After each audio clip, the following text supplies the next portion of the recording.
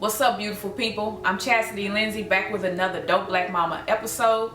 Today I'm chatting with Pernilla Turner of Turner Party of Five. She's an amazing, beautiful mother of 3 beautiful daughters, and I can't wait to share what we talked about. So check it out.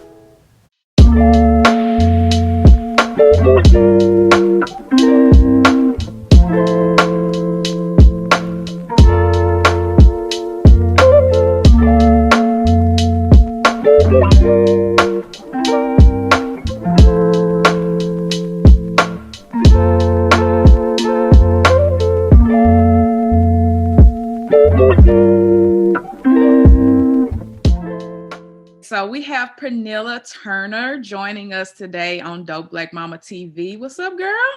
Hey girl, thank you so much for having me on. I am just happy to be in this space with you. I love Dope Black Mamas and all of what you're doing with your community. So I'm honored to be a part. Thank you so much for inviting me. Thank you. The feeling is mutual.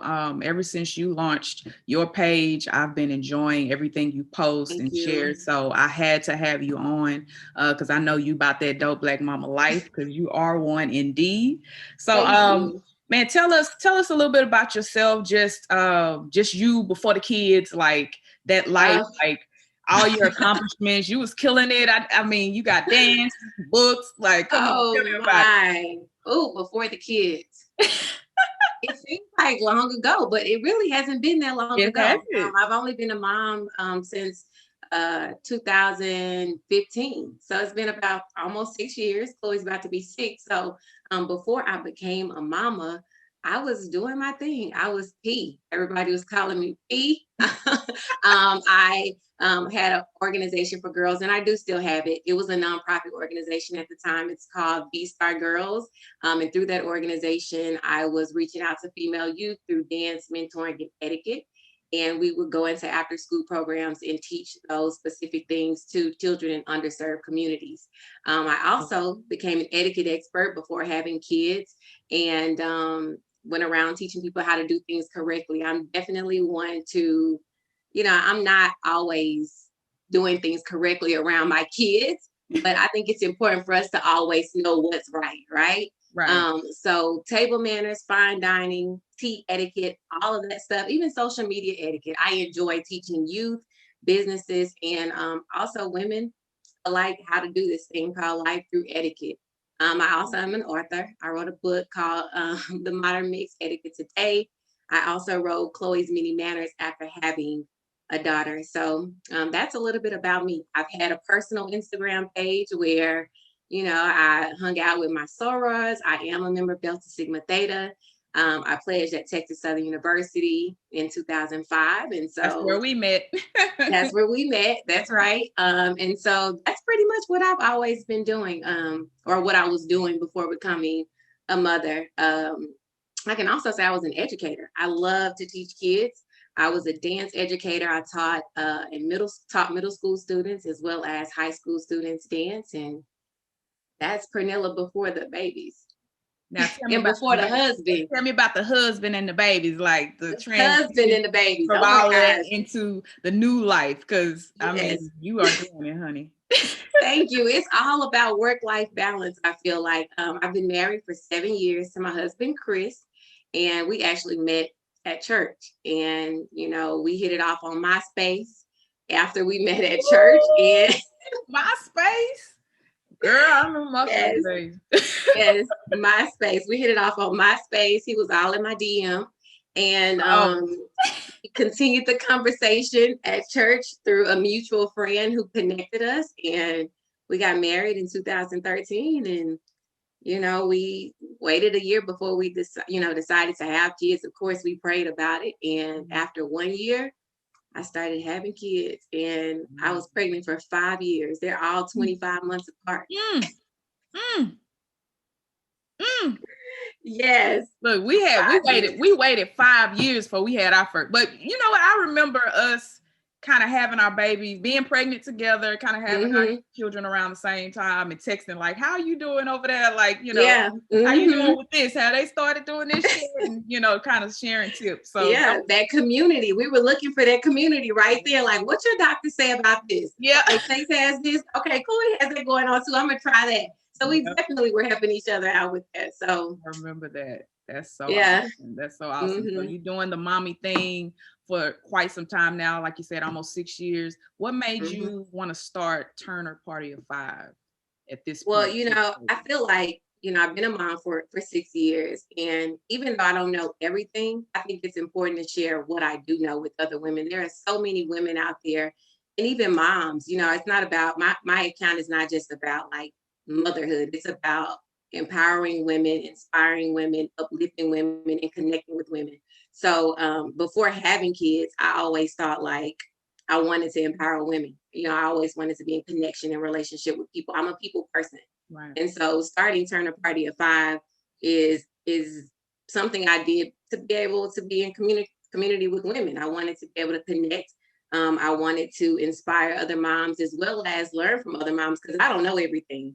You know, somebody who's a seasoned mama who has, you know, 5, 6, 7 kids and who's 50 plus may look at some of the stuff that we do and go, you know, that's not okay. Or they may look at the stuff that we do now and say, oh my gosh, that's awesome. I wish that was something that we could do. And so I have women that are part of my community that stretch beyond 50 that are in constant communication and engaging in the content and everything that I share. So the community of Turner Party of 5 is simply just a place for women to connect with kids or without.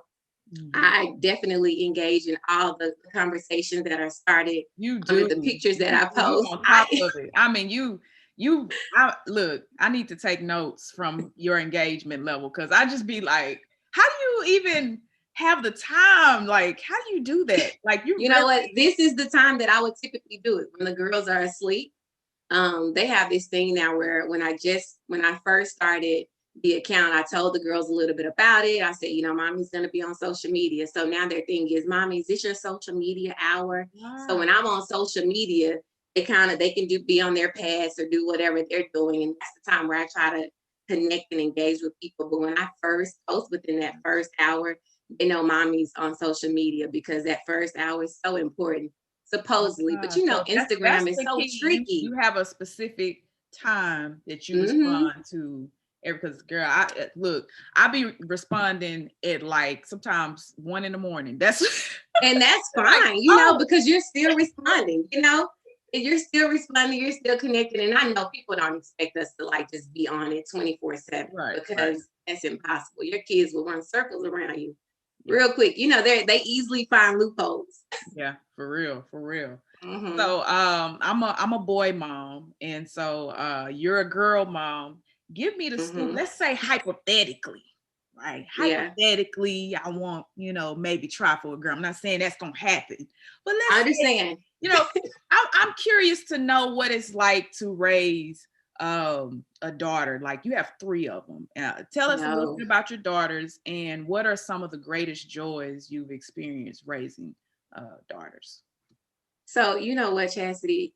I'm a mother, and I'm also like a woman. I was once a girl, and I believe that raising the girls that I have, they each show me a little bit of like who I am, because their personalities are all different, but somehow it all intertwines.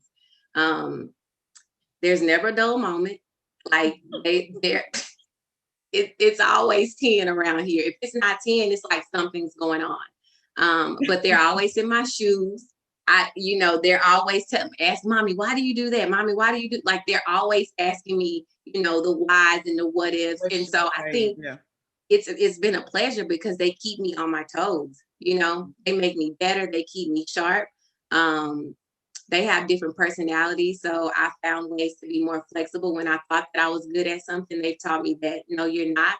And because they're girls, I also realize, and this probably goes into like the difficulty of being a girl mom. Yeah. You know how girls can be, you know, girls can be very competitive, which is nothing wrong with that. Like, we definitely support that in our house, but we don't compare. But because there's three of them, they are at three different levels. They're 1, 3, and 5. They each have different needs. So I have to like flip on different switches every time I'm engaging with them, whether it be through play or through conversation or what have you. But the good thing about them being like really close in age is we can do a lot of stuff together. So it's a whole lot of fun. One thing that I think is challenging when it comes to raising girls is because I am the female parent and my kids are girls. Like I want them to be able to model after me, but I also want them to have their own distinct, personalities and characteristics and all of that great stuff. But because I was a girl once, I know what it's like to be exposed to certain things, to have different obstacles, thrown your way or have to overcome those obstacles. And I think that I try to not cover them from it, but I try to protect them from it. So I'm always talking about specific things and I'm always praying and asking God to allow them to not have to worry about some of the things that I went through or worried about when I was a little girl, But I know they definitely will have to experience some of the stuff by themselves. Like they're going to have to go through some things, but just thinking about the world we live in and thinking about the peers that I had when I was a kid, like it can be tough, and you just not wanting to see the blessing that God gave you go through some of the stuff. You like, that's really challenging for me. Just like hoping that I'm doing it right. Yeah. Just hoping that this seed that I'm planting is gonna grow great fruit, in the future. So yeah, I feel you. Like one of the things that I do to kind of help give me a peace about it is just praying, because I like you said, like I know like nobody's life is perfect. We're gonna make mistakes. They're gonna make mistakes. But my prayer is always that God just keep us in his graces. Yeah. We're going to bump our heads. We're going to skin our knee, like whatever the challenges that come, but just keep us, no matter what, keep us in your grace, God. And that gives me all the peace I need, knowing that, that prayer will be honored, regardless of what little things go on. That's so true. That's very true. Because it's it's a jungle out there. Yeah. It's a jungle out there. Girls, like I can only imagine the thought, like I have my worries with my boys, so I can only imagine the worries with girls because they're much more delicate and sensitive and vulnerable. What the Bible say, we're the weaker vessel. Yeah. So we're the weaker vessel. It's just like be strong though. Be strong. Yeah. No, I feel you. Yeah. But it's a whole bunch of girly stuff happening around here. It's like she touched my hair. She, she doing this. She sitting next to me. I don't want to hear that song. Can you stop singing? Like, how does Dad deal with all of that? Like, I remember talking with him once, and he was just like, I love my babies. That's how he can say. They come to mommy. They're like, mommy, Chloe's doing this. Kaylee's doing this. Carrie, can you? Because she's almost 1.5 now. So Carrie's starting to get in their stuff. She's like, oh, what are you doing? Yeah, my husband, he's like, just kind of letting it happen. And he tells me all the time, like, let them work it out. So now we have this thing where if Chloe and Kaylee are having some type of disagreement or, they don't want to share, it's like, y'all have to talk it out before y'all come and tell us. And they've been working it out. So he's really good at problem solving anyway. It's part of his profession. So he's able to, help, mitigate stuff when stuff starts to go south or what have you. But he enjoys it. He's their girl dad. Yeah, he's a girl dad. Exactly. He's a girl dad, and he's definitely someone they can run to when mommy's like, hey, y'all don't do that. And he's like, what happened? So I guess I'm more of the tough skin person. I'm soft and mushy, but my skin is a little bit tough on the outside, and he's soft on the outside, and he got the inner deep toughness. So he hardly brings that out, but he loves him so much, and they just enjoy being around daddy. Like he comes home and mommy's like, I'm off the clock. Oh, nice. Well, I'm sure you like that. I do like that. They're like, let's go outside. And I'm like, yay. Yay, I just did this twist out. I don't want to go out in the humidity. So daddy's here. Y'all are going outside to play with him. So I definitely enjoy that. Yeah. Now, tell me this: Are they now? You're in the dance and all of that. Are they kind of taking after you? Are they exploring outside of what you kind of was into? And like, what are their They interests? love dance. They love dance. Before Chloe and Kaylee started swimming at 7 months, and we put them in swim early because I am not a swimmer. You know, that was something that I wanted to do when I do either. Okay, so at least we have that in common. I don't feel too bad. I said I wanted to start taking swim lessons last year before the pandemic hit. Like that was my 2020 goal, Mm-hmm. and it didn't happen. We actually ended up snatching them out of swim. But anyways, they started swimming at 7 months. So I'm like, I'm gonna put y'all in stuff that I didn't have an opportunity to do as a kid. And Right. then we put them in dance at the age of 2, and they've been doing that ever since. With my organization, we have camps quarterly. We used to have them quarterly, the little mini camps, but now we have summer camps every summer. And with those, the girls definitely come along and they're dancing in the class with the teachers and all of that stuff. They totally love it. It's a part of their life. It's a part of who I am, and they Oh, enjoy it.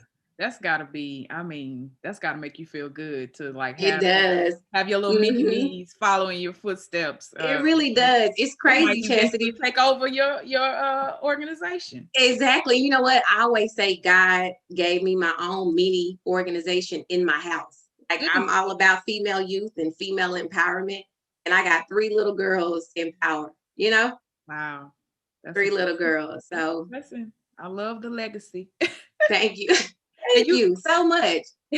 you mentioned the pandemic earlier. How you been holding up? I know so many moms are going through it right now. Yeah. Still, we're coming up on a year. I remember giving birth to my son, going in to give birth to my son, and that was, right before everything was popping off, and then coming out and it was a whole new world. Everything was locked down. Right. So we coming up on a year of that. How have you, what has that been like over the course of the year? Like, from the first 6 months to the last 6 months of the pandemic, just Crazy. managing to be that upbeat, positive mother that you are in the midst of so many I different know. challenges and new transitions. You know, it's been crazy. I think when it first hit, it definitely shocked my girls because we were used to going to swim, going to dance every week, and like having our schedule and having our rotations and, going to the hair salon and doing this. And Carrie was like 5 months when it hit. So we were getting ready to put her into the Mommy and Me swim classes. And we were also getting ready for her baby dedication.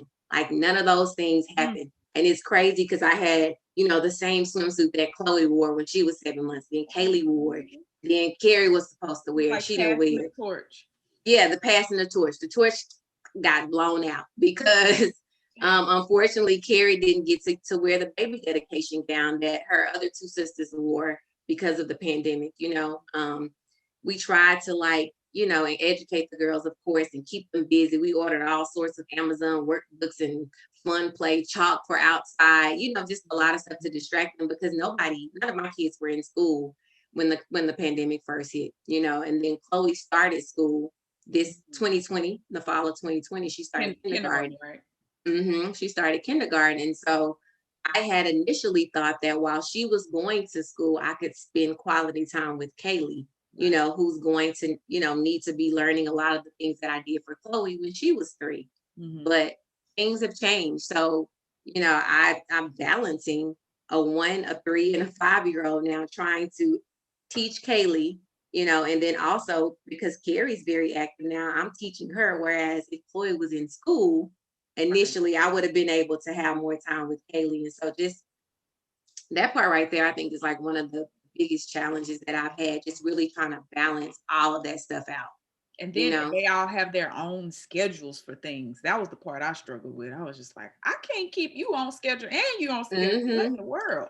Exactly. And that's why I'm grateful that as time has continued to progress, things have gotten better. Kaylee and Carrie can now nap at the same time.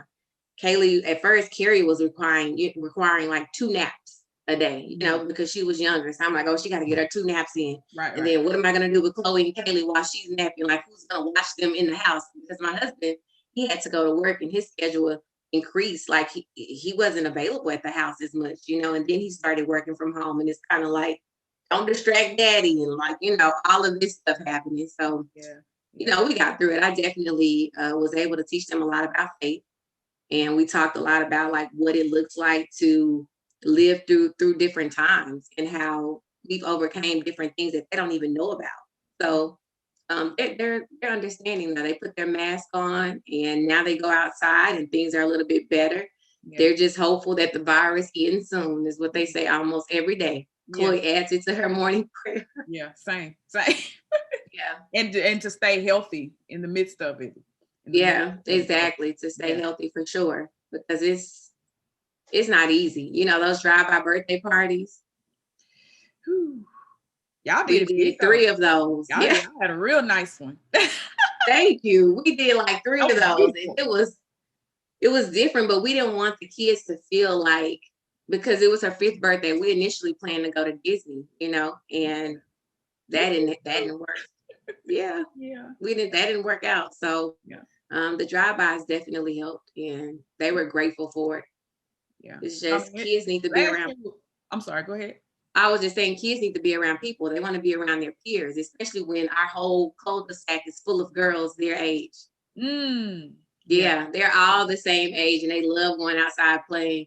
Now they hop over or stand up against the fence and look at each other and talk. It's so weird. It's so old school. Yeah. But that's their way of, you know, being able to talk to each other. They go out at recess and they talk to each other over the gate. Wow. Yeah. I think in the midst of all of the negative effects of COVID and what it's caused, you know, being able to find the light, you know, still being able to figure out ways. You mentioned the drive-by and all of, like, I think it's forced us to be creative about how we connect with everybody, you know, from even doing before the pandemic, we would have did this in person, but I think it's cool that we're still able to do this. Zoom is getting all kind of, you know, love during this time. And I mean, you know, we still finding ways to overcome this thing. So I'm grateful for that at the very least. Yeah, me too. We're living through it. That's what we're doing. We're living through it and making the best out of it. For sure. So one of the things that I know I needed to really tap into throughout 2020 and especially going into 2021 was taking care of me. Self-care now, it did before, but now is getting much attention and recognition for women, for men, for everybody, because we're learning and realizing that if we don't take care of ourselves, ultimately, you know, it could affect not just us, but the people around us. So with that being said, you know, how do you care for yourself? What are some ways or what are some advice and tips that you would have, that you would share with women that are struggling to find time for self-care and, you know, just meditate and pray and, you know, do whatever they can just to keep themselves afloat in the midst of all the crazy. Because it's crazy by no pandemic.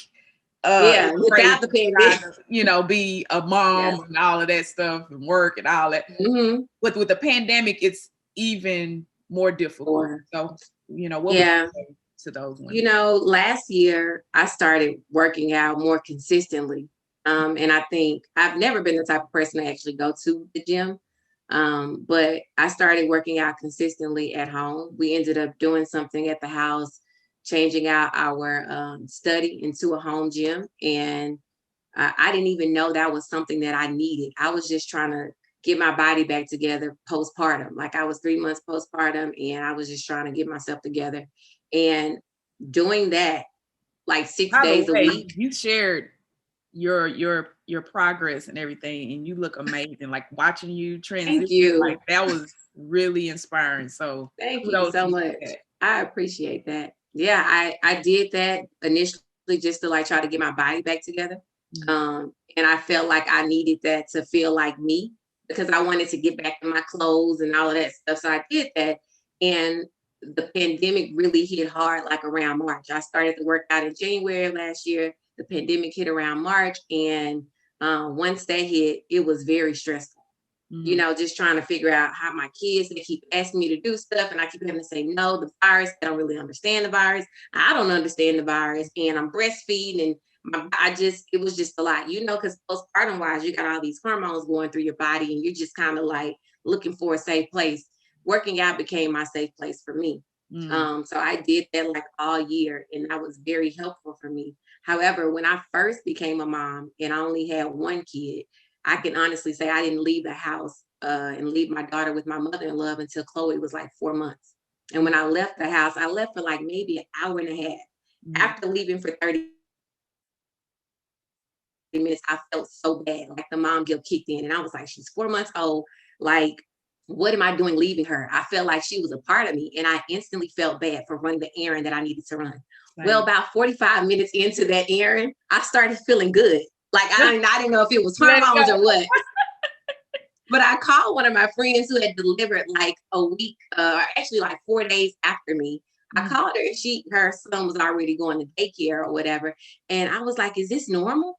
And she was like, yeah. I was like, it's kind of like a good feeling, but then it's kind of like, am I supposed to feel this way? Like, I feel good because I'm not looking back. I don't hear anything. You know, it's just me in my car. Yeah. And that me in my car moment was like, you missed yourself.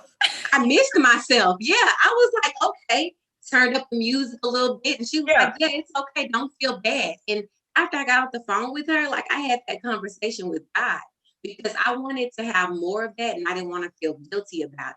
You know, and I also didn't want to be overly consumed with motherhood to where I wasn't able to give to my spouse or my significant, you know, to my significant other. Right. So, moments after that, you know, I would try to make time once a month. My husband and I would try to go out date nights. Now, with the pandemic, things, of course, have changed. Right. So, like, of course, establishing a routine helped me with trying to make time for myself. On Sundays, I'm going to sit at everybody's going to be gone to bed.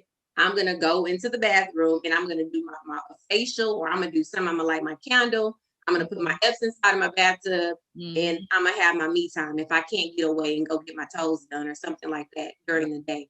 It's just like being adamant about doing it, you know, because the things we really want to do, we can do them if we want to do them. Yeah. We just have to want to do them. Yeah, intentional, and not put our own selves on the back burner, because mentally working out, it helps me feel good on the inside. And I feel like I'm in a better spirit. I found what I need to make me feel good about myself. I don't have to end up being a trainer. I'm not trying to be a personal trainer or a nutritionist or anything like that. Yeah. I'm just working on what I like for myself to make me feel good. And when I do that, I feel better. You know, I feel like I can seize the day. I can handle the different challenges that motherhood or life may throw at me that day, because I put myself first before my day even started. I read my devotion every morning. And when I don't, I feel a little off, you know? So you definitely have to be intentional. And I think if you set your own personal routines, that helps. I know, you know, some people say it's easier said than done, but you just have to do it. Just like you have to get up and go to work. If you want to get paid and make some money, like if you want to feel good about yourself, if you want, you know, to be at a good space mentally or whatever, then you got to be intentional about yourself. Yeah, absolutely. Do you use like a planner or anything to kind of help plan out your week or your month or your schedule for the day? What does that process look like to make time for yourself and make time for your task? I do. So for my family, we have a joint calendar on our phone. My husband and I share email. So anything that needs to happen that he needs to know about, it's on the planner, like it's on the calendar. So we know, we talk about it, we schedule it.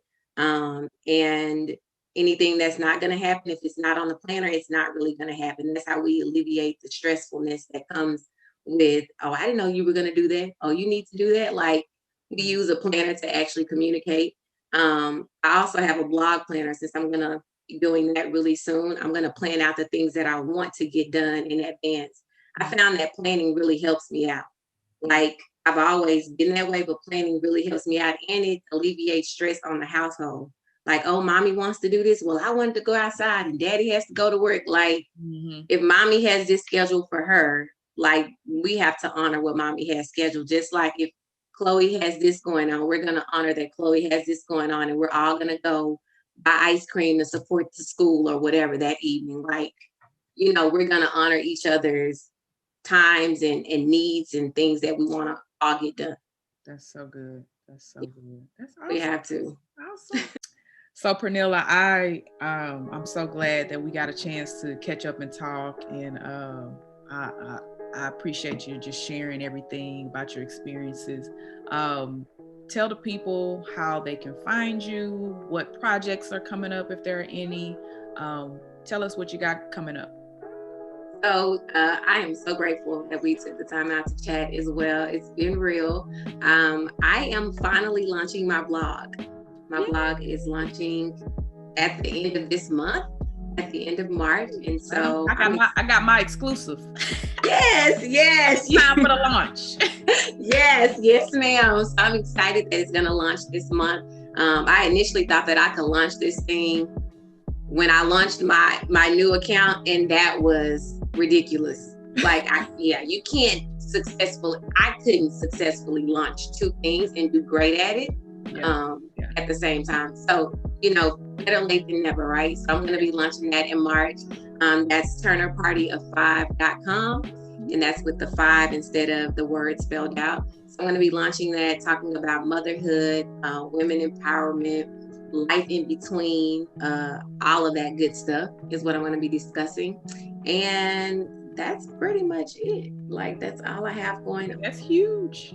Yeah, that's a lot. I'll be on there trying to consistently post different blogs, but turnerparty5.com is coming up. That's it. Let's go. Well, congrats on that. I wish you much success in all of your endeavors. I know this is just the beginning, so I look forward to seeing all of the goodness that comes out of the content that you're Thank you so much, Jasmine. I appreciate it. And I love Dope Black Mamas. I'm telling everybody about Dope Black Mamas because the best is yet to come for the vision that God has given you. Like, I see it, I feel it. You're so authentic and you're so genuine. And I mean, everything that you and your husband touch, I pray that it prospers because y'all are amazing beings. Y'all really are. Y'all really are. And I mean it. I mean it from my heart. I appreciate that, Mama. It was so nice talking to you. And we'll probably have to do a recap in another year or so to share. Yes. That's taken off since this interview. Yes, ma'am. I appreciate you so much.